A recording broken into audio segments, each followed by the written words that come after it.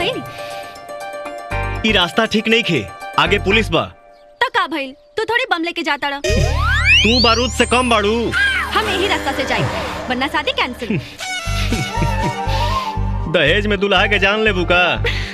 चल बहादुर भैया, हाँ। लागत तो तोहर बेटा अब जवान हो गइल बा। अरे तू तो ऐसे कहत हो जैसे कोनो लड़की के लेकर भागल होखे। भागल तो नहीं खे, लेकिन बुझाता कि भागे वाला बा। देखो ऊ देखो, रुका रुका रुका रुका रुका।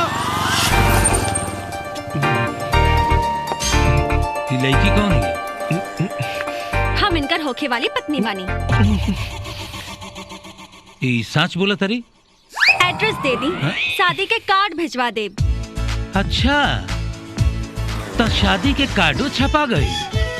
हेलो हवलदार, हवलदार हैं तो हवलदार जैसन रही, सीबीआई बने के कोशिश ना करी। ए पूजा, तू चुप रहा। काहे ले चुप रही? ये ह के? तोहर होखे वाला पति के पिताजी हमें।